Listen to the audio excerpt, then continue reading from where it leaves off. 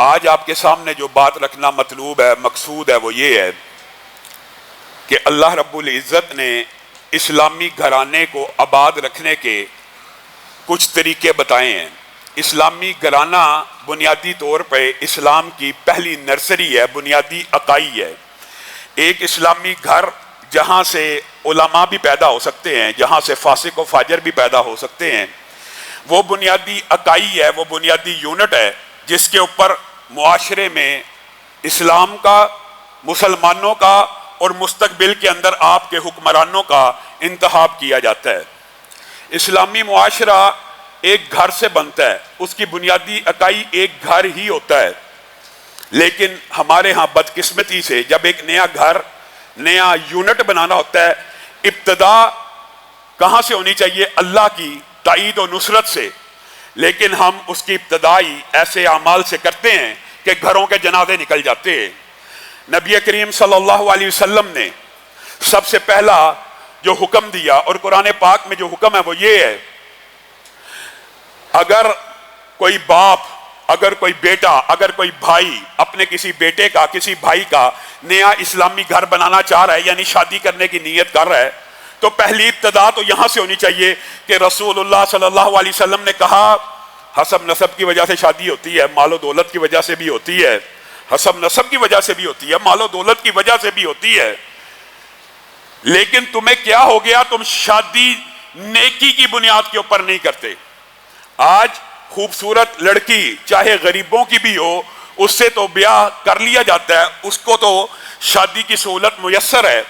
وہ نیک عورتیں، وہ پاکیزہ عورتیں جن کے بالوں کو بھی شاید کبھی آسمان کے سورج نے نہ دیکھا ہو، ان کے بالوں پہ چاندی آ جاتی ہے، 40 برس کی عمر ہو جاتی ہے، کوئی ان سے شادی بیاہ کرنے کے لیے تیار نہیں ہوتا، اور پھر بعد میں آپ علماء کے پاس آتے ہیں، پیروں فقیروں کے پاس جاتے ہیں، اپنے مسائل لے کر، گھر کا بیڑا غرق ہو گیا، گھر کا جنازہ نکل گیا۔ نہیں، تو نے ابتدا جو گھرانے کی بنیاد رسول اللہ صلی اللہ علیہ وسلم نے بیان کیا، اسی کے اوپر عمل نہیں کیا۔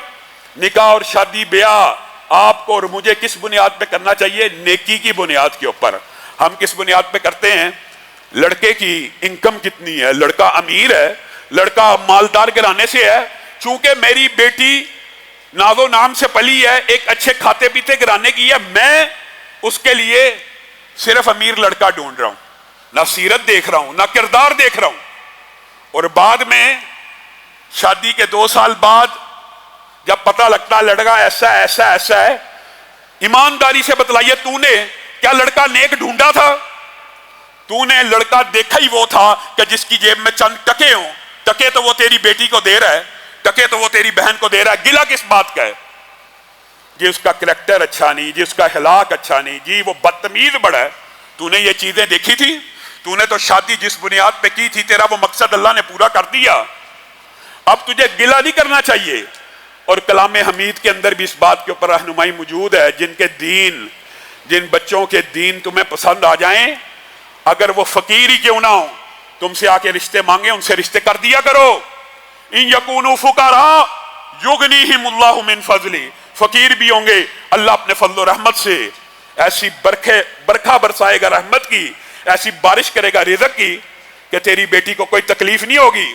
نبی کریم صلی اللہ علیہ وسلم نے پہلی بات بیٹی کی طرف سے کر رہا ہوں، بیٹوں کے حوالے سے بھی بات ہوگی۔ نبی کریم صلی اللہ علیہ وسلم نے کہا تم نکاح کے موقع کے اوپر ایسا لڑکا تلاش کرو جس کا دین تمہیں اچھا لگتا ہو۔ کیوں؟ اگر تمہاری بیٹی اور بہن اس کو پسند آئے گی، اس کی عزت اور اکرام کرے گا، اس میں اضافہ کرتا چلا جائے گا، اور بالفرض اس کو پسند نہ بھی آئے گی تو اس کی بے عزتی نہیں کرے گا، اس کی توہین نہیں کرے گا، اللہ سے ڈرتے ہوئے اس کے حق پورا کرنے کی کوشش کرتا رہے گا۔ نہیں، ہم نے تو صرف مال کی بنیاد پہ شادی کرنی ہے، اور اللہ معاف کرے ہمارا معاشرہ کس سمت میں جا رہا ہے۔ شادی بھی کب کرنی ہے؟ حاجی صاحب بیٹے کی شادی کر دی جائے، وہ بیٹا بھی پڑھ رہا ہے، شیخ صاحب بچے کی شادی کریں، بچہ ذرا کیریئر بنا رہا ہے، کیریئر بناتے بناتے اس کے کریکٹر کا جنازہ جب نکل جاتا ہے تب تجھے ہوش آتی ہے، اب تو باہر منہ مارنا شروع ہو گیا، اب فٹافٹ اس کی شادی کر دو۔ اب اس جانور کے لیے کسی کی بچی لے آؤ. خود پہلے کریکٹر کا جنازہ نکالنے میں ماں باپ کا پورا کردار ہے. بچہ بالغ ہو گیا, بچے کے اندر فطری خواہشات ہیں, باپ کا یہ کام ہے. بیٹی بھی اگر بالغ ہوگی, بیٹی بھی اگر جوان ہو گئی ہے, فطری خواہشات ہیں, باپ کا پہلا فرض ماں باپ کا یہ ہے. گھروں کو کیسے بات کیا جائے؟ ہر بندہ دوسرا رونا رو رہا ہے. اپنے بیٹے کو پیار اور محبت سے, اپنی بیٹی کو پیار اور محبت سے اپنے اعتماد میں لیجئے. بیٹے جب تو کہے گا تیری شادی ہو جائے گی, تجھے فرسٹریشن کی ضرورت نہیں ہے, تجھے پریشان ہونے کی ضرورت نہیں ہے. جس دن تو میرے سامنے مطالبہ رکھے گا تیری شادی ہوگی, میں تیرا نان نفقہ اٹھاؤں گا, میں تیرا خرچہ اٹھاؤں گا. ہمارا معاشرہ الٹا ہے, امیر گھرانے, امیر ماں باپ کماتے بھی ہیں, بچے کا کیریئر بنا رہے, کریکٹر کا جنازہ نکل رہا ہے, کوئی پرواہ نہیں. بیٹی بڑی ہو گئی ہے, اس کو کہا جائے بیٹی, اور بیٹے کو بھی کہنا چاہیے, اور بیٹے تیری من پسند شادی کروں گا, جو بچی تجھے اچھی لگے گی, جو عورت تجھے پسند آئے گی, جو عورت کا کردار, اخلاق, فیملی میں فلاں فلاں فلاں آپشن دینی چاہیے اور بتانا چاہیے, کھل کے ڈسکس ہونا چاہیے. بیٹا یہ کر لے, جہاں کہے گا میں تیری شادی کر دوں گا, میں رشتہ مانگوں گا. بیٹی کو بھی کہا جائے کہ میں رشتہ مانگوں گا. بیٹے اور بیٹی سے پیار ہی کوئی نہیں, بیٹے اور بیٹی کے ساتھ اتنا فاصلہ ہے, گھر کیسے آباد ہوں گے؟ بیٹے کو کبھی چوما نہیں ہے, بیٹی کے سر پہ کبھی ہاتھ نہیں رکھا, بیٹی کو کبھی گلے نہیں لگایا, بیٹے کو گلے نہیں لگایا. پھر گلی کے نکر کے اوپر ایک بدماش آوارہ لوفر پاکیزہ اور پوتر بیٹیوں کو گندے میسج کرتا ہے. بچی بیچاری یہ سمجھتی ہے کہ میرے گھر میں نہ کبھی بھائی نے مجھ سے پیار محبت کے بول بولے, نہ کبھی باپ نے بولے. یہ کیسے بول ہیں, یہ کیسے الفاظ ہیں, یہ مجھے چاہتا ہے, یہ مجھے پسند کرتا ہے, میرے حسن کی تعریف کر رہا ہے. میرے بھائیو یاد رکھو, یہ صرف عام بچے بچیوں کی بات نہیں کر رہا, اللہ کی قسم کھا کے کہتا ہوں محدثین نے بھی یہ باب لکھا ہے. کیا عورت کے اندر حصے ذکاوت ہوتی ہے, عورت پاکیزہ طاہرہ مطہرہ بھی کیوں نہ ہو, اگر اس کو کوئی بندہ بار بار یہ کہتا ہے نا تو مجھے پسند ہے, وہ ریجیکٹ کرے گی. نیک ہے, ریجیکٹ کرے گی, اس کا منہ توڑے گی, اس کو روکے گی. یہ ایک فطری بات ہے نیک عورت کا.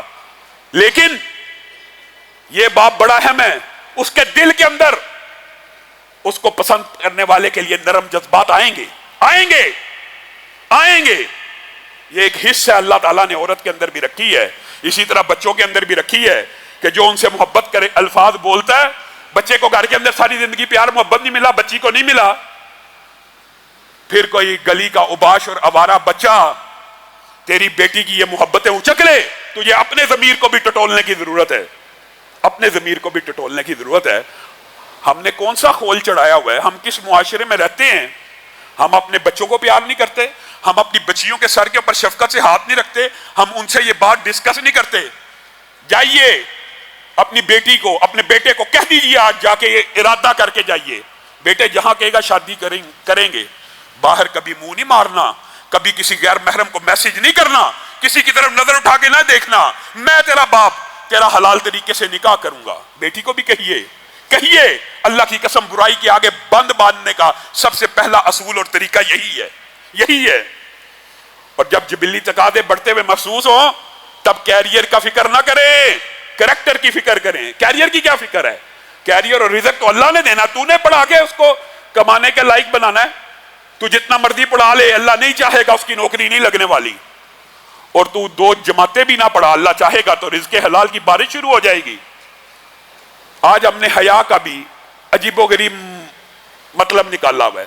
حیا بھی ہماری اپنے معاشرے کے اعتبار سے, ہم بیٹا بیٹی تو دور کی بات ہے, میاں بیوی کے حقوق کے اندر کتنے ہیں جنہوں نے اپنی بیویوں کے ساتھ وہ الفاظ بولے ہوں جو سنت سے بھی ثابت ہیں اور صحابہ کی سیرت سے بھی ثابت ہیں. ہم میں سے کتنے ہیں جو حلال اور پاکیزہ بیوی ہے, اس کے لیے زبان سے اگر پیار کے الفاظ نکل گئے سر تے چڑھ جائے گی, پیار کے الفاظ نکل کے سر تے چڑھ جائے گی.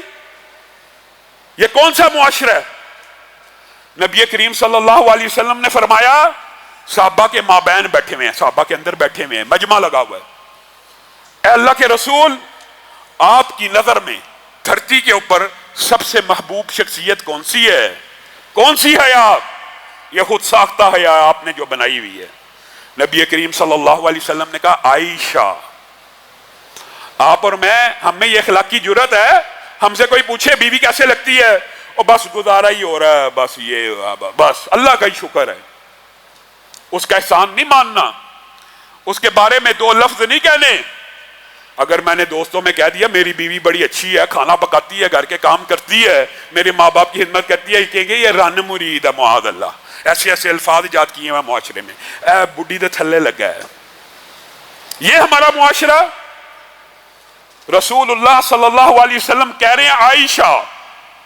پھر پوچھا گیا نہیں نہیں نہیں نہیں اللہ کے رسول، آپ سے یہ مقصود نہیں تھا پوچھنا، مطلوب یہ تھا مردوں میں آپ کو سب سے اچھا کون لگتا ہے؟ پہلے رسول اللہ سے پوچھا گیا دنیا کے اندر سب سے اچھا کون ہے؟ نبی کریم نے کیا حیا کی؟ نبی کریم نے کہا عائشہ میری بیوی مجھے اس وقت دھرتی کے اوپر سب سے زیادہ پیاری ہے۔ میں اور آپ جھجکتے ہیں، گھبراتے ہیں۔ آپ سے پوچھا گیا نہیں نہیں نہیں بیوی کے بارے میں، عورت کے بارے میں بات نہیں تھی، مردوں کے بارے میں سوال کرنا چاہتے تھے کہ مردوں میں سے سب سے اچھا آپ کو کون لگتا ہے؟ تو رسول اللہ صلی اللہ علیہ وسلم نے جو جواب دیا غور کرنا، کہہ سکتے تھے نا میرا سسر، کہہ سکتے تھے ثانی اثنین، کہہ سکتے تھے یار غار، کہہ سکتے تھے صدیق اکبر، آپ کو اور مجھے سمجھا کے گئے ہیں عائشہ کا باپ، عائشہ کا باپ۔ آپ اور میں نے کیسے گھر برباد کرنے ہیں؟ رونا روتے ہیں، گھر تباہ ہو رہے ہیں، گھر برباد ہو رہے ہیں، یہ تیرے اپنے ہاتھوں کی وجہ سے گھر تباہ ہو رہے ہیں، گھر برباد ہو رہے ہیں۔ تو نے اسلامی شریعت کے صرف ظاہری قوانین کو دیکھا اور ان کے پیچھے چلنا شروع کر دیا، تجھے یہ سمجھ نہ آئی کہ اسلامی شریعت تجھ سے مطالبہ کیا کرتی ہے، تجھ سے تقاضا کیا کرتی ہے۔ آج گھروں کے ٹوٹنے کا ایک بہت بڑا سبب یہ بھی ہے جناب ٹائم نہیں ہے۔ بیویاں بھی یہی گلہ کرتی ہیں لاما صاحب، شوہر گھر سے نکلتا ہے صبح رات کو آتا ہے، اس وقت تک ہم بھی تھک جاتی ہیں، کیسے ویلکم کریں، کیسے خوش آمدید کہیں؟ اس وقت تک تو اپنی کمر ٹوٹ جاتی ہے بچوں کو پال پال کے، بچوں کے منہ میں نوالے ڈال ڈال کے تھک جاتی ہیں۔ آپ ہمیں حدیثیں سناتے کہ وہ عورت دنیا کی سب سے اچھی عورت ہے کہ جب خاوند اس کو دیکھے تو اس کو خوش کر دے۔ کیسے کرے گی؟ تیار ہوگی، اچھے کپڑے پہنے ہوں گے، کوئی سج سنور کے کھڑی ہوگی، استقبال کرے گی، تبھی خاوند خوش ہوگا نا۔ خاوند صاحب صبح 8 بجے گھر سے جاتا ہے، رات 10 بجے آتا ہے، اور اس وقت بھی اس کو چاہیے کہ بیوی الرٹ کھڑی ہو۔ یہ تو نے خود ساختہ ٹائم مینجمنٹ کا فلسفہ بنایا ہوا ہے۔ نبی کریم صلی اللہ علیہ وسلم سے زیادہ قیمتی ٹائم کسی کا نہیں ہے، اور نبی کریم صلی اللہ علیہ وسلم کی پوری زندگی کا معمول تھا، پوری زندگی کا۔ ایک وقت میں 9 بیویاں بھی تھیں، پوری زندگی کا معمول تھا۔ صبح فجر کے بعد ہر بیوی کے پاس گئے ہیں، ایک دن میں صبح فجر کے بعد 9 بیویوں کے پاس، اور یہ وقت امہات المومنین کہتی ہیں کچھ مختصر ہوتا تھا، لیکن عصر کے بعد جب 9 بیویوں کے گھروں میں جاتے تھے تو عصر سے مغرب ٹائم تک اپنی بیویوں سے ان کی ضروریات کے بارے میں، ان کی حاجات کے بارے میں دریافت کیا کرتے تھے اور وقت دیا کرتے تھے۔ تو اور میں نبی کریم سے زیادہ ہمارا ٹائم قیمتی ہو گیا ہے۔ نبی روزانہ 2 وقت، جہاد بھی ہے، ریاست کے امور بھی ہیں، صحابہ بھی ہیں، ہر کام ہے کہ نہیں ہے، اس کے باوجود 2 ٹائم مختص کیے ہوئے ہیں۔ فجر کے بعد سب کی ضروریات کا پتہ کرنا ہے، عصر کے بعد ان کا ہاتھ بھی بٹانا ہے۔ اور آج اگر یہ بات کی جائے نا، یقین مانیے ہم میں سے شاید ہی کوئی ہو، اور اگر ہوگا بھی تو بڑا شرمندہ اقرار کرے گا۔ کوئی ایک بندہ ایسا بیٹھے جس نے اپنے گھر میں اپنی بیوی کی موجودگی میں جھاڑو لگایا ہو، کوئی ایک نہیں بیٹھا ہوگا۔ نبی کریم صلی اللہ علیہ وسلم اپنی بیویوں کا صفائی میں بھی ہاتھ بٹایا کرتے تھے۔ کیا آپ ان سے بڑے ہو گئے ہیں؟ آج یہ کام کوئی کر کے دیکھ لے، اس کو تو شاید اس کے رشتہ دار ہی نہ جینے دیں، نئی بڈھی سے تھلے لگ گئے ہیں۔ سبحان اللہ۔ جو عورتوں کے کاموں میں ہاتھ بٹائے گا اس کو یہ تانے دیے جائیں گے۔ نبی کریم صلی اللہ علیہ وسلم سے صحیح سند سے ثابت ہے، نبی کریم گھر داری کے امور کے اندر بھی اپنی ازواج کا ہاتھ بٹا دیا کرتے تھے۔ گھر داری کے امور کیا ہوتے ہیں؟ آٹا، صفائی، سلائی۔ نبی کریم صلی اللہ علیہ وسلم جب اپنی کسی زوجہ کو سوئے ہوئے دیکھتے تھے، یہ بھی صحیح سند سے بات ثابت ہے۔ ہم نے نبی کی سیرت پڑھی ہے، عمل نہیں کرنا۔ صحیح حدیث سے ثابت ہے، نبی کریم صلی اللہ علیہ وسلم اپنی کسی زوجہ کو جب وہ سو جاتی آواز نیچے دیتے، دینا جائز ہے، دینے کی اجازت ہے، لیکن ان کی سیرت اس سے مختلف تھی۔ کئی مرتبہ امی عائشہ بیان کرتی ہے رات کے وقت میں دیکھتی رسول اللہ نیند سے اٹھے ہیں اور پانی پی رہے ہیں۔ میں کہتی اللہ کے رسول مجھے ہی اٹھا دیا جاتا، میں ہی آپ کے لیے پانی لے کے آ جاتی۔ نبی کریم خاموشی سے خود اٹھتے، خود پانی لے کے آ جاتے۔ یہاں پہ ہمارے معاشرے میں آواز دی جاتی ہے اپنی بیوی کو پانی لے آؤ، 1 منٹ تاخیر ہو جائے تھپڑ شروع، بس 1 منٹ تاخیر ہو جائے منہ سے جو جی چاہے نکل گیا۔ یہ تم نے نبی کریم صلی اللہ علیہ وسلم کی سیرت سے سیکھا ہے۔ خیرکم لأہلہ، تم میں سے بہترین شخص، رسول اللہ کہہ رہے ہیں مولوی نہیں، تم میں سے بہترین شخص وہ ہے جو اپنے گھر والوں کے لیے، اپنی بیوی کے لیے سب سے بہتر ہے۔ تم میں سے سب سے بہتر وہ نہیں ہے، یہاں پہ یہ نہیں کہا جو حاجی ہے، جو نمازی ہے، جو سجدے لمبے کرتا ہے، بلکہ اخلاق بتایا جا رہا ہے تم میں سے سب سے بہتر وہ ہے جو اپنی بیوی کے حق میں سب سے اچھا ہے۔ وَأَنَا خَيْرُكُمْ لِأَخْلِي، اور میرے سے اچھا اپنی بیویوں کے لیے تم میں سے کوئی بھی نہیں ہے۔ یہ رسول اللہ کا مقام ہے، یہ ان کا مرتبہ ہے، یہ ان کا تو اخلاق ہے، لیکن ہم اگر ان کا پورا اخلاق نہیں اپنا سکتے کچھ تو اپنائیں۔ نبی کریم صلی اللہ علیہ وسلم نے فرمایا بیوی کا یہ حق ہے پہلا کہ جو تو کھائے وہ اس کے منہ میں ڈالے۔ تو باہر دوستوں کے ساتھ ٹکے بھی کھا رہا ہے، کباب بھی کھا رہا ہے، پارٹیاں بھی کر رہا ہے، ڈنر بھی کر رہا ہے، گا رہا ہے، پیٹ بھرا ہوا ہے، روب جاڑنے کے لیے کچھ نہیں بنایا، آج میں نے کھانا نہیں کھانا، باہر سے کھا کے آ رہا ہے، دوستوں کے ساتھ خوش گپیاں بھی لگا کے آ رہا ہے، دوستوں کے ساتھ ہنس کھیل کے بھی آ رہا ہے، گھر آ کے روب جما دیا، مجھے یہ پسند نہیں، کھا کے بھی آیا ہوگا، چیز سامنے پڑی، یہ پسند نہیں آ رہی، کیونکہ باہر سے کھا کے آیا ہے۔ تیرے پہ فرض ہے جو تو کھائے اپنی بیوی کے منہ میں بھی وہ نوالا ڈالے۔ صحابہ نے پوچھ لیا اچھا اس کے منہ میں نوالا ڈالنے کا کیا فائدہ ہے؟ نبی کریم صلی اللہ علیہ وسلم نے کہا صدقوں میں سے بھی سب سے بہترین صدقہ یہ ہے کہ جو تو کھائے وہی اپنی بیوی کے منہ میں ڈال۔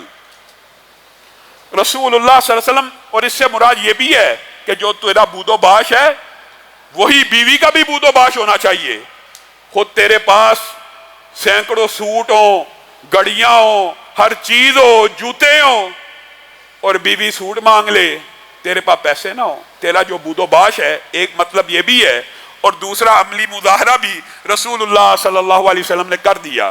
امی عائشہ بیان کرتی ہیں رسول اللہ اپنی ازواج سے اس قدر محبت کیا کرتے تھے کہ جس پیالے کے جس جگہ اور مقام کے اوپر میرے ہونٹ لگا کرتے تھے رسول اللہ وہ پیالہ مجھ سے پکڑ لیا کرتے تھے۔ کس لیے؟ کیا رسول اللہ کو اس وقت پیاس لگ رہی ہے؟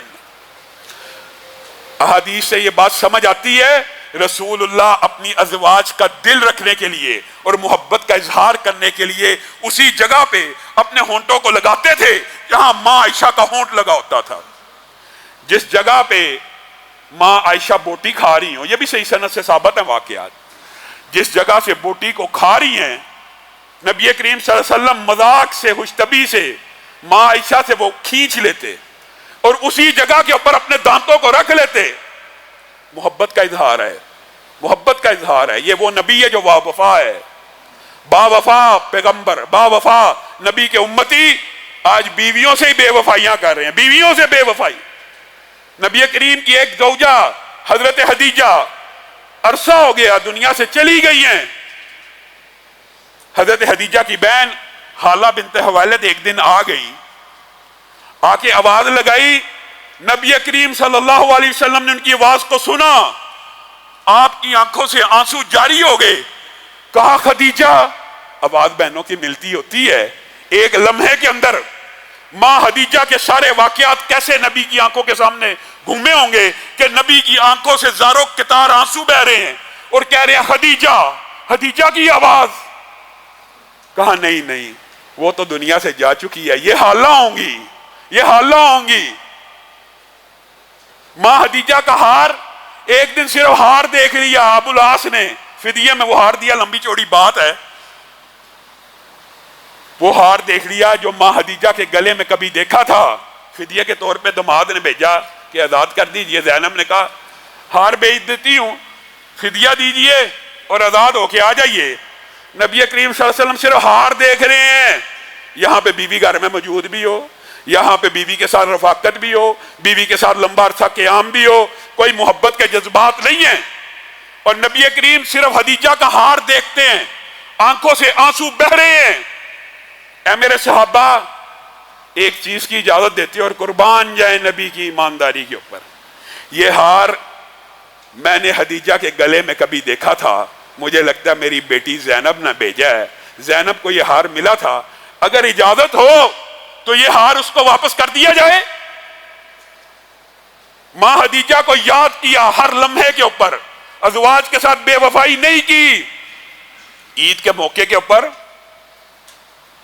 سب سے پہلے گوشت بھیجنے کی باری آتی تو کہتے میری زوجہ کی سہیلیوں کو دے کے آؤ. سب سے پہلے ایک مرتبہ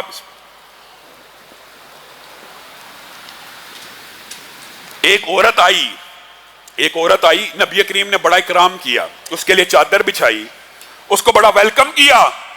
صحابہ نے پوچھ لیا اے اللہ کے رسول یہ عام معاملہ ہم نے نہیں دیکھا, عام معمولات آپ کے ایسے نہیں ہیں, یہ آج آپ نے کچھ ایکسٹرا اس کو پروٹوکول دیا, مفہوم آپ کے سامنے رکھ رہا ہوں. ہاں, ازواج مطہرات نے پوچھ لیا کون ہے, اتنی عزت اتنی احترام. کہا ہاں ہاں ہاں ہاں میں تمہیں بتاتا ہوں وجہ. یہ وہ عورت ہے کہ جب میں خدیجہ کے ساتھ مکہ میں رہا کرتا تھا تو خدیجہ سے ملنے آیا کرتی تھی. بس خدیجہ سے ملنے آیا کرتی تھی ایک عورت, اس کا یہ اکرام کیا جا رہا ہے. اور یہاں بیوی کا ماں باپ بھی آ جائے, کیا رویہ ہوتا ہے. وہ بیوی کی ایک جاننے والی عورت کبھی بعد میں آ گئی, اس کی عزت اور احترام ایسا ہے. یہاں پہ سگے سسر کا, سگی ساس کا کیا احترام ہے. نبی کریم نے کہا باپوں میں سے وہ باپ بھی تمہارے ماں باپ کے بعد احترام کے لائق ہیں جنہوں نے اپنے جگر کا ٹکڑا تمہارے سپرد کر دیا. اللہ کے کلام کی وجہ سے, اللہ سے ڈرتے نہیں ہو, اللہ کے کلام کی وجہ سے. وہ نازک آپ جینے, وہ ناز و نعم میں پلی ہوئی بیٹیاں جن کے باپ, محدثین نے لکھا ہے اللہ کی قسم, محدثین نے کہا اسلام نے ہمیں اتنا رقیق القلب کر دیا, کبھی اتنی شکاوت تھی کہ بیٹی کو زندہ درگور کر دیا کرتے تھے, آج دل میں اتنی نرمی ہے. اگر ہمارے اوپر بیٹیوں کی شادی فرض نہ ہو تو ہم کبھی اپنی بیٹیوں کی شادی نہ کریں. محدثین کے یہ الفاظ ہیں. چونکہ فرض ہے, وہ باپ کے گھر میں پلی ہوئی لاڈلی ناز و نام میں آج اس کا باپ آ جائے, آج اس کی ماں آ جائے, 2 گالیاں اس کو بھی 2 گالیاں ان کو بھی. کیا تمہارے نبی کا یہ اسوہ ہے؟ نبی کا اسوہ کیا ہے؟ حضرت جویریہ کے ساتھ نبی کریم صلی اللہ علیہ وسلم نے غزوے میں شادی کی, مشہور واقعہ ہے, وقت کم ہے اس لیے میں صرف اشارے کرتا جاؤں گا. حضرت جویریہ سے شادی کی. آپ کو پتہ ہے نا اس غزوے کے اندر مسلمان سپاہیوں کے فی کس 1,000 دینار آئے اور مال غنیمت اس کے علاوہ تھا. رات گزری, صحابہ کو پتا چل گیا کہ رسول اللہ صلی اللہ علیہ وسلم کی شادی اس قبیلے میں ہو گئی ہے, جویریہ سے رسول اللہ نے شادی کر لی ہے. نبی نے نہیں کہا, ابھی تک نبی نے کوئی حکم نہیں دیا.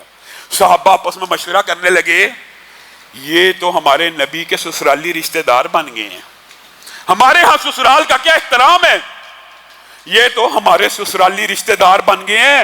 اللہ کے رسول نے ان کی بیٹی کے ساتھ شادی کر لی ہے.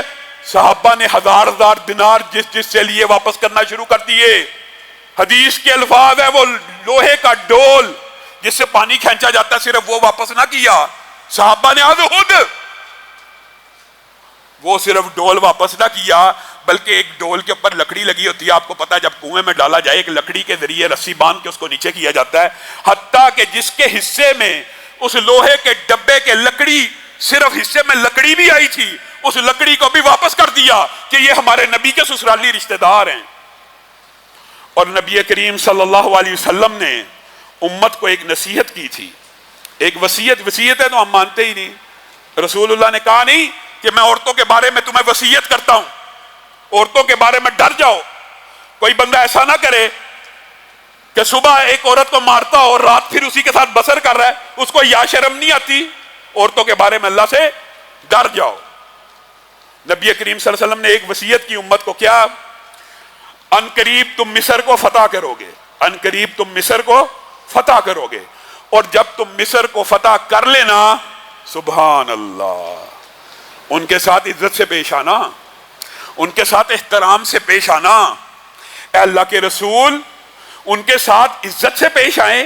کوئی خاص بات ہے؟ کبھی کسی اور قوم کے بارے میں آپ نے نہیں کہا، مصریوں کے ساتھ آپ کہہ رہے ہیں عزت سے پیش آنا، احترام سے پیش آنا۔ تو نبی کریم صلی اللہ علیہ وسلم نے کہا جی ہاں، جب ان کو فتح کرنا، ان کی عزت کرنا، ان کی تکریم کرنا۔ اللہ کے رسول وجہ بھی بتا جائیے، وجہ بھی رسول اللہ نے بتا دی، ان کی تمہارے نبی کے ساتھ سسرالی رشتہ داری ہے۔ اب بتائیے، یہاں پہ رکیے، کون سی سسرالی رشتہ داری؟ کون سی سسرالی رشتہ داری؟ محدثین نے لکھا ایک تو ماریا قبطیہ جو تھی مصر سے آئی تھی، اور بعض محدثین نے کہا اس طرف شاید اشارہ نہ ہو، اور اشارہ اس طرف ہو کہ ماں ہاجرہ ابراہیم سے بیاہی گئی تھی، اور ماں ہاجرہ کہاں سے آئی تھی؟ مصر سے آئی تھی۔ تو نبی کریم صلی اللہ علیہ وسلم نے امت کو نصیحت کی، وہ تمہارے نبی کے سسرالی رشتہ دار ہیں۔ عمر بن العاص نے جب مصر کو فتح کیا، باج گزار کھڑے ہیں، فاتح کی کوئی اور شان ہوتی ہے، مفتوح کی کوئی اور ہوتی ہے۔ عمر بن العاص کہہ رہے ہیں جس کا باغ ہے اس کو واپس دیا جائے، یہ جس کا کھیت ہے اس کو واپس کر دیا جائے، آج کے بعد اس کھیت کا تو ہی رکھوالا، اتنا ٹیکس دے دیا کری، اور ٹیکس بھی تجھے 90% معاف کرتے ہیں، 10% دے دیں، کسی کو 5% کا۔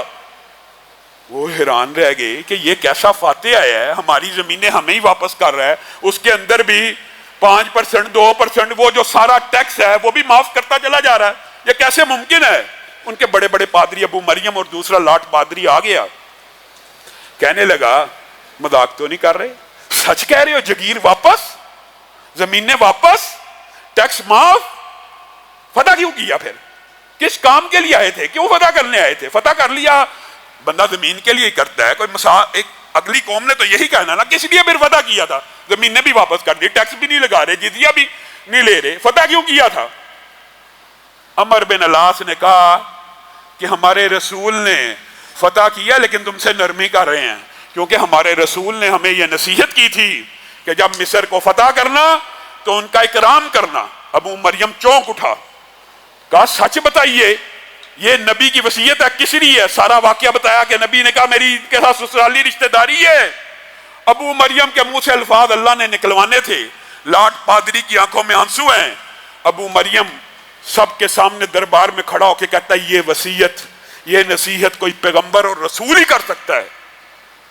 اس کی عوام نے جب یہ الفاظ اپنے ہی پادری کے منہ سے سنے تو صحیح روایات کے الفاظ ہیں آدھا مصر اسی دن مسلمان ہو گیا۔ بتائیے، یہ آپ کے نبی کا اسوہ اپنے ساس اور سسر اور سسرالی رشتہ داروں کے بارے میں یہ ہے، اور میری تیری نظر میں وہ پاؤں کی جوتی بھی نہیں ہے۔ اور اس کے اندر کچھ معاملات ہمارے برے صغیر پاک و ہند کے بھی ہیں۔ ہمارا ایک عزت و احترام کا رشتہ ہوتا ہے، بردر ان لا، بیوی کا بھائی، عزت کا رشتہ ہے، لیکن اس کا نام جو اردو میں پنجابی میں لیا جاتا ہے سالہ، اور اسی لفظ کو گالی کے طور پہ استعمال کیا جاتا ہے، شرم نہیں آتی۔ یہ برے صغیر پاک و ہند کی بھی کچھ قباحتیں ساتھ چلی آئی ہیں، اخلاقی طور پہ بہت سی قباحتیں ہیں۔ نبی کریم صلی اللہ علیہ وسلم نے کہا کبھی اپنی بیوی کے منہ پہ مت مارنا اگر کبھی حاجت پڑ گئی، ضرورت پڑ گئی، لیکن ہمارے ہاں قرآن پاک کی اس آیت کو بھی الٹی سمت سے سمجھا گیا ہے۔ ہر چیز الٹی ہے نا، اپنی مرضی ہے، اپنی مرضی ہے نا۔ قرآن پاک میں کیا ہے؟ وَعِذُوهُنَّ، پہلا حکم کیا تھا؟ وَعِذُوهُنَّ ہے، پہلا حکم تو یہ تھا کہ ان کو وعظ و نصیحت کی جائے، ان کو لیکچر سنائے جائیں، انہیں دین کی تربیت دی جائے۔ کوئی عورت خاوند کی اطاعت نہیں کرتی، پہلا حکم اللہ نے کیا دیا کہ ان کو نصیحت کرو، ان کو پیار سے سمجھاؤ، ان کو محبت سے سمجھاؤ۔ وعظ و نصیحت میں جبر ہوتا ہے، ظلم ہوتا ہے، تشدد ہوتا ہے۔ وعظ کس کو کہتے ہیں؟ نصیحت کس کو کہتے ہیں؟ قول نرم کو، قول لین کو، قول محبت کو۔ فرعون کے لیے بھی قول لین ہے۔ یہاں پہ اللہ نے حکم دیا وَعِذُوهُنَّ، پہلے پیار محبت سے ایک لمبا عرصہ ان کی ٹریننگ تربیت کرنے کی کوشش کر لو، پھر وَهْجُرُوهُنَّ فِي الْمَضَاجِعِ، نہ سمجھیں اگر اطاعت نہیں کر رہی، بات نہیں مان رہی، ان کو گھر سے مت نکالو، ان کو اپنے گھر میں رکھتے ہوئے ان سے موڈ بنا لو، ان سے بستروں کو علیحدہ اس طرح کر لو کہ اس کو احساس ہو کہ میرا خاوند میرے سے ناراض ہے۔ اور پھر آخر میں کیا کہا؟ وَاضْرِبُوهُنَّ۔ لیکن یہ قرآن پاک کا جو تیسرا حکم ہے ہم نے پہلے نمبر پہ رکھا ہوا ہے۔ پہلے مارتے ہیں پھر وعظ و نصیحت کرتے ہیں۔ اللہ تعالیٰ نے قرآن پاک میں اس کو آخری آپشن بتایا، آخری آپشن ہے کہ پہلے آپ نے وعظ و نصیحت کر لی، 1-2 سال سمجھایا، نہیں سمجھ رہی، اس کو موڈ دکھایا جائے، موڈ دکھانے کے باوجود نہیں سمجھ رہی اور آپ کو خوف ہے کہ یہ برائی میں مبتلا ہونے والی ہے، یہاں پہ آپ نے ایسی ضرب لگانے کی اللہ نے اجازت دی جو عورت کو غیر مبرہن بھی اور غیر مبرہن کے ذکر بھی ہے۔ کیا مطلب؟ ایسی چوٹ جس کے ساتھ نیل نہ پڑے، ایسی چوٹ جس کے ساتھ نیل نہ پڑے، جو اجازت ہے چوٹ لگانے کی اپنے بچوں کو بھی، وہ بھی ایسی ہے کہ جس کے اندر نیل نہ پڑے، اپنی بیوی کو بھی اسی کی اجازت ہے جس سے نیل نہ پڑے۔ یہاں پہ پہلا کام جو اللہ تعالیٰ نے ترتیب میں تیسرے نمبر پہ رکھا ہے وہ ہم نے پہلے نمبر پہ رکھا ہے۔ یہاں پہ ابھی بات آئی ہے ضمنی طور پہ تو آپ کے سامنے رکھتا ہوں، طلاق نہیں دی جاتی، طلاق نہیں ہے، ابھی معاملہ لڑائی جھگڑے میں ہے، چلو اپنے ماں باپ کے گھر نکل جاؤ، دفع ہو جاؤ، اپنے ماں باپ کے گھر چلی جاؤ۔ اور رسول اللہ صلی اللہ علیہ وسلم کیا کہہ رہے ہیں؟ طلاق دے دو تو اس کو اس کے ماں باپ کے گھر نہ بھیجو۔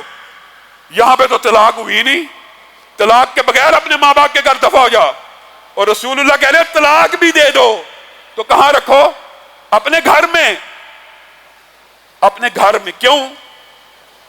کہ شاید تمہارا دل پسیج جائے، وہ عدت ادھر پوری کرے، وہ بنے سنورے، کہ شاید خامد دوبارہ متوجہ ہو جائے اور اسلامی گھرانہ دوبارہ آباد ہو جائے۔ ہم نے پہلا نمبر پہ وہ کام رکھا جس کی آخری آپشن ہے۔ طلاق کے بعد بھی بیوی کو اس کے ماں باپ کے گھر بھیجنے کی اجازت نہیں ہے اسلام اور شریعت میں، اپنے گھر میں رکھنا ہے تاکہ رجوع کا امکان ہو۔ اسلام خاندان کو جوڑنا چاہتا ہے، اس بنیادی اکائی کو ہمیشہ کے لیے قائم رکھنا چاہتا ہے، اور اس کی دلائل بیسیوں ہیں۔ صرف ایک بات آپ کے سامنے رکھوں گا کہ اسلام کیوں چاہتا ہے گھر بنا رہے۔ آپ صرف اس مسئلے کی گہرائی کو سمجھیں کہ میاں بیوی کی لڑائی کتنی بری چیز ہے اسلام میں، کہ وہ ابلیس آدم اپنے اس چیلے کا استقبال کھڑے ہو کے کرتا ہے، اہلاً و سہلاً مرحبا کر کے کرتا ہے، جو کسی میاں بیوی کے درمیان جدائی کروا کے آتا ہے، زنا کروانے والے کا نہیں، قتل کروانے والے کا نہیں، اس کا استقبال کر رہا ہے جس نے بیوی سے جدائی کروا دی ہے۔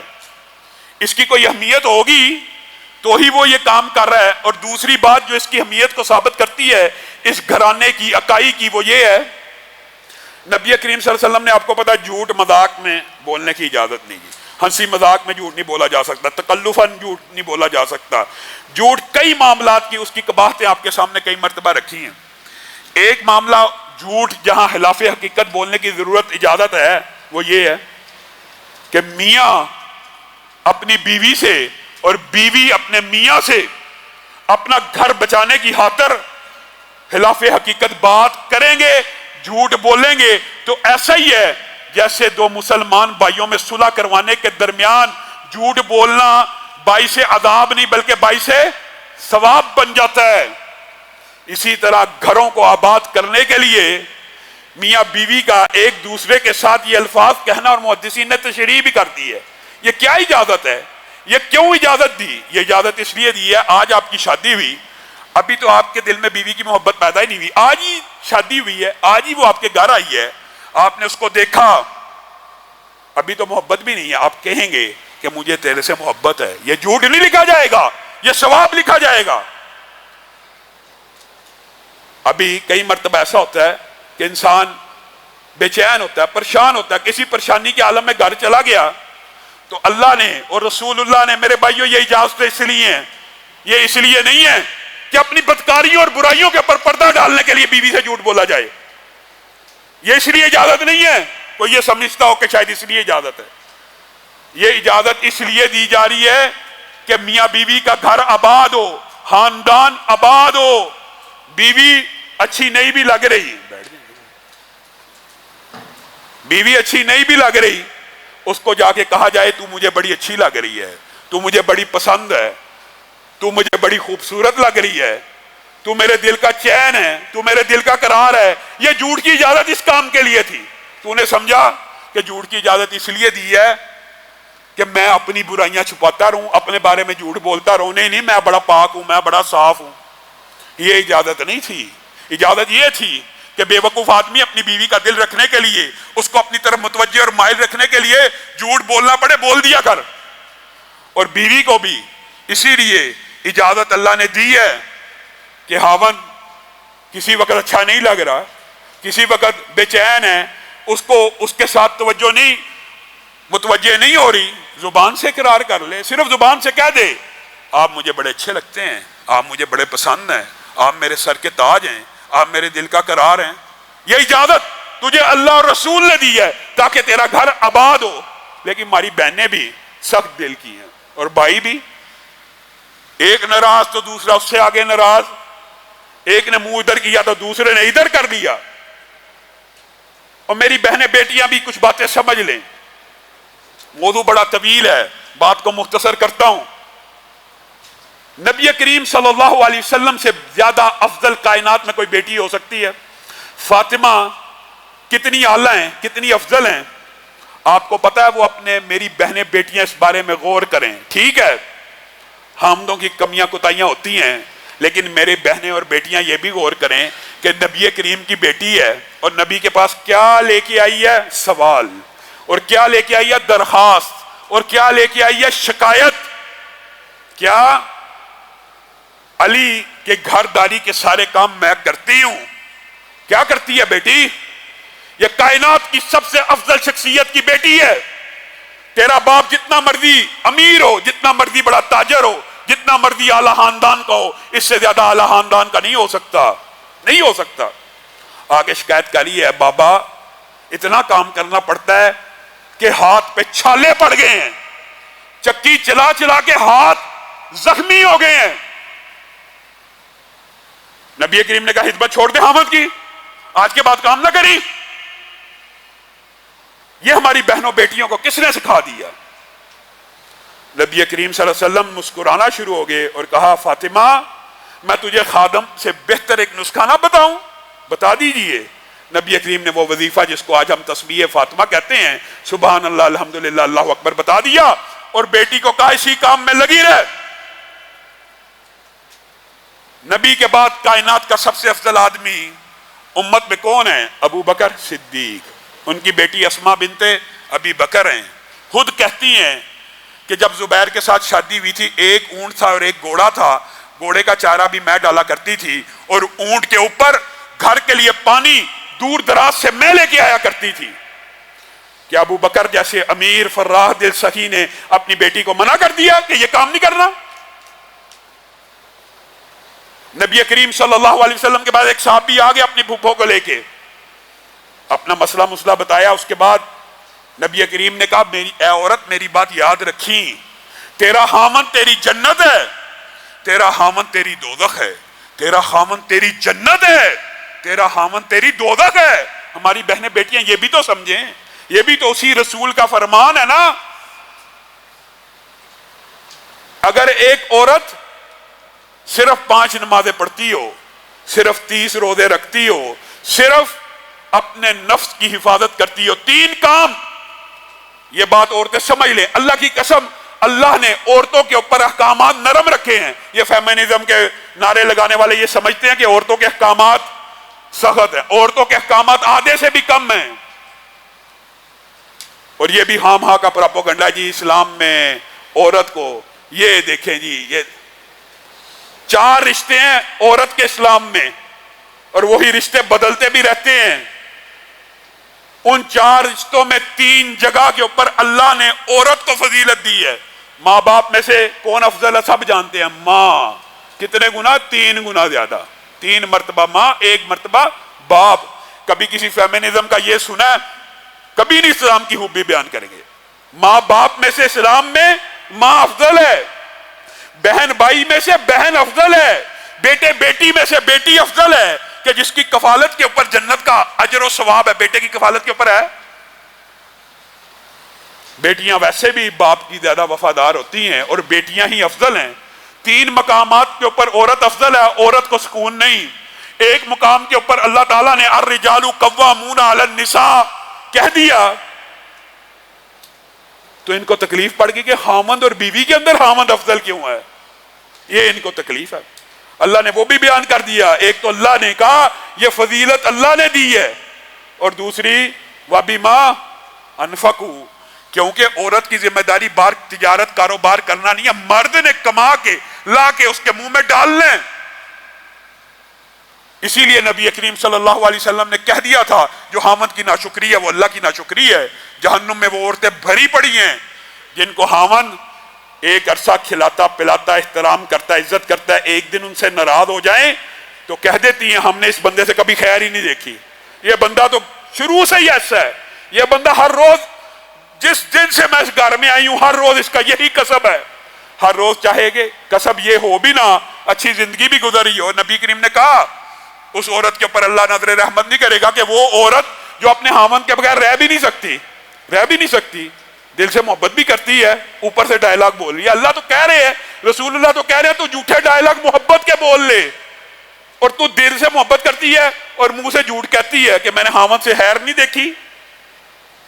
اللہ تعالیٰ اس عورت کی طرف نظر رحمت نہیں کرے گا. یہ بھی حدیث کے الفاظ ہیں کہ جس خامند کے بغیر رہ بھی نہیں سکتی اسی کی ناشکری کرتی جاتی ہے. حضرت ابو سعید خدری کی حدیث میں یہ بات ثابت ہے کہ ایک باپ ایک صحابی اپنی بیٹی کو لے آئے, اللہ کے رسول میں جہاں شادی کرنا چاہتا ہوں یہ میری بیٹی وہاں نہیں کرنا چاہتی. رسول اللہ نے پوچھ لیا کہ کیا آپ وہاں شادی نہیں کرنا چاہتی؟ بیٹی نے کہا یہ بات نہیں ہے کہ میں شادی نہیں کرنا چاہتی, آپ خامند کے جو حقوق بیان کرتے ہیں میں اس سے گھبراتی ہوں. آپ نے یہ بات تک کہہ دی ہے, رسول اللہ نے یہ بات بھی کہی ہے, بیٹی کے الفاظ اس حدیث میں موجود نہیں ہے لیکن آپ کو مفہوماً سمجھا رہا ہوں کہ آپ خامند کے حقوق بیان کرتے ہیں. رسول اللہ نے کہا اگر اسلام کے اندر سجدہ جائز رہتا تو میں سب سے پہلے بیوی کو حکم دیتا کہ خامند کو کیا کر, تعظیم کا عبادت کا وہ بھی نہیں, لیکن جائز ہی نہیں ہے. کہاں آپ اتنے خامندوں کے حقوق بیان کرتے ہیں تو مجھے بتائیے خامند کا حق کیا ہے, سچ سچ بتائیے. نبی سے پوچھ رہی ہے. نبی کریم نے کہا بیٹی اگر تو یہ بات پوچھتی ہے تو سچی بات یہ ہے کہ خامند کا حق اتنا زیادہ ہے کہ اگر وہ زخمی بھی ہو تو اس کے زخموں کو چاٹے تو اس کا حق ادا نہیں کر سکتی. تو وہ بچی گھبرا گئی, کہا اللہ کے رسول اسی لیے میں شادی نہیں کرنا چاہتی کیونکہ میرے اندر یہ حص اتنی اطاعت و فرما برداری کی موجود نہیں ہے. تو رسول اللہ صلی اللہ علیہ وسلم نے اس کے باپ کو کہہ دیا تھا اس بچی کی شادی اس کی مرضی کے بغیر نہ کرنا. بچیوں کی شادی ان کی مرضی کے بغیر نہیں کرنی چاہیے. جب تک بچی کو واقعی کوئی ایسا بندہ آپ رشتہ لے کے آئیں اس کو جو پسند آئے اسی کے ساتھ کیا کیجئے, ورنہ دل کے اوپر پتھر رکھنا مشکل ہو جاتا ہے. اور جو حدیث میں نے آدھی سنائی ہے, عورت صرف 3 کام کرے, صرف 5 نمازیں پڑھے, یہ احکامات مختصر ہیں عورت کے لیے, صرف رمضان کے روزے رکھے, صرف اپنے نفس کی حفاظت کرے, اور چوتھی شرط کیا ہے یہ صرف ایک شرط, اور اپنے خامند کی اطاعت کرے. بس نبی کریم نے یہ اعزاز کس کو دیا ہے دنیا کے اوپر نام لے کے؟ ایک بندے کو ہی دنیا میں دیا ہوا ہے نا, ابو بکر تو کل قیامت کے دن کھڑا ہوگا, جنت کا ہر دروازہ پکار رہا ہوگا اے ابو بکر ہم سے داخل ہو جائیے. ایک بندے کو دیا نا نام لے کے, لیکن نبی کریم نے یہ اعزاز امت کی ہر بیٹی کو دیا ہے جو چاہتی ہے کہ کل قیامت کے دن جنت کے 8 دروازے اس کو پکاریں, وہ یہ 3 کاموں کے بعد چوتھا کام کیا کرے؟ اپنے خامند کی اطاعت کرے, پھر جنت کے جس دروازے سے چاہے داخل ہو جائے. اور محدثین نے اس کے نیچے حدیثیں لائے ہیں, صرف اشارہ کر کے اپنی بات کو ختم کرتا ہوں. وہ کیا؟ باب جہاد بھی تو ہے, عورت نے جہاد کیا نہیں, باب جہاد کیوں پکار رہا ہوگا؟ یہ بات محدثین جو لکھتے ہیں نا ان کے نکتے ہوتے ہیں, اس لیے کہ خامند مجاہد ہے, خامند تجارت کر رہا ہے, خامند ہر کام کر رہا ہے, یہ صرف خامند کی اطاعت کر رہی ہے. جو اجر و ثواب خامند بار محنت مزدوری کر کے کما رہا ہے, یہ عورت گھر بیٹھے صرف اس کی اطاعت کر کے کما رہی ہے. اطاعت کرے گی تو کمائے گی نا, اطاعت کرے گی تو کمائے گی. تو میری بہنیں بیٹیاں افراط و تفریط سے بھی بچیں میرے بھائی، عورتوں کے اوپر ظلم کرنے سے بھی بچیں۔ اور نبی کریم صلی اللہ علیہ وسلم نے یہ بھی کہہ دیا کہ کوئی مومن مرد اپنی بیوی کا بغض اپنے دل میں نہ رکھے، بغض نہ رکھے، بغض رکھنے کے باوجود اس کے اوپر گھیرا تنگ کر کے اس کو زبردستی گھر میں رکھا ہوا ہے کہ اس کو ٹیز کرنا ہے، اس کو اذیت دینی ہے۔ جب کبھی ایسا مقام آ جائے تو عزت احترام کے ساتھ، جو اللہ تعالیٰ نے سب سے ناپسندیدہ فعل طلاق کا موقع آ جائے، اس وقت بھی احسان کر کے، نیکی کر کے عورتوں کے ساتھ معاملہ کرنا ہے۔ بعض عورتیں یہ سمجھتی ہیں یہ جی حدیث میں جی عورت پسلی سے پیدا ہوئی۔ نبی کریم صلی اللہ علیہ وسلم کیا چاہتے ہیں عورت کے بارے میں؟ نبی کریم یہ سمجھا رہے ہیں کہ عورت تیری پسلی سے پیدا ہوئی ہے، تیرا کام، تیرے ڈیوٹی اللہ نے یہ نہیں لگائی تو اس کو سیدھا کر، نہیں لگائی، یہ تیری ڈیوٹی۔ عورت کو اس کے ٹیڑھ پن کے ساتھ قبول کرنا یہ تیری ڈیوٹی ہے۔ تو کہتا ہے یہ ٹیڑھی ہے، میں انہوں سیدھا کر کے ہی چھڑنا، نہیں کر سکتا تو سیدھا۔ نبی کہہ رہا ہے، نبی کہہ رہے ہیں کہ جو اس کو سیدھا کرنے کی کوشش کرے گا پھر وہ توڑ ڈالے گا، یعنی رشتہ بھی ٹوٹنے کا امکان ہے، اس کا دل بھی ٹوٹ جائے گا۔ کس قدر ظالم ہیں وہ لوگ کہ جنہوں نے جوانی اور حسن کا وقت اپنی بیوی کے ساتھ گزارا، آج بیوی بوڑھی ہو رہی ہے، آج حسن مان پڑ رہا ہے، آج اس کو ضرورت ہے تیری، اور تو کہہ رہا ہے دفع ہو جا، اپنے گھر چلی جاؤ، اب تیری شکل مجھے اچھی نہیں لگتی، جوانی اس نے ساری تیرے ساتھ بتا دی، اب تجھے وہ اچھی نہیں لگتی، کم از کم اس کے احسانات کا بدلہ اس طرح تو دے کہ عمر بھر اس کے ساتھ رفاقت نبھا۔ اور ایک بات جو بڑی طلح ہے وہ بات کہہ کے اپنی بات کو ختم کروں گا، یہ کسی بہن بیٹی کو کبھی ہضم نہیں ہو سکتی، کبھی نہیں ہوتی ہی نہیں، جتنا مرضی مولوی کہہ لیں سمجھا لیں، یہ نہیں ہضم ہونی، یہ ہمارے معاشرے کا بھی علم ہے۔ ہماری بہنیں بیٹیاں اس بات کے اندر تو صبر کر جاتی ہیں کہ ہمارا خاوند باہر منہ مار رہا ہے، غیر محرم سے چیٹ کر رہا ہے، غیر محرم سے بات کر رہا ہے، یہ تو برداشت کر لیتی ہیں، لیکن یہ برداشت نہیں کرتی کہ وہ خاوند حلال طریقے سے پاکیزہ اور طیب اور طاہر کلمے کے ذریعے کسی عورت کو اپنے گھر میں لے آئے۔ نبی کریم نے کہا کیا ہو گیا؟ نہیں وہ تیرا نوالا کھینچتی، نہیں وہ تیری روٹی کے اوپر ڈاکہ ڈالتی، اپنا رزق لے کے آئے گی، تیرے سالن میں شامل ہو جائے گی، تجھے کوئی فرق نہیں پڑے گا۔ یہ میری بہنیں بیٹیوں کو بڑی بات سخت لگتی ہے، اللہ کی قسم اپنے ضمیر کو وہ ٹٹولیں، ان کو اپنے خاوند کی برائی بھی ہضم ہو جائے گی، شادی ہضم نہیں ہوگی، نکاح ہضم نہیں ہوگا۔ اللہ رب العزت ہم سب کی اصلاح فرمائے۔ اے اللہ ہم سب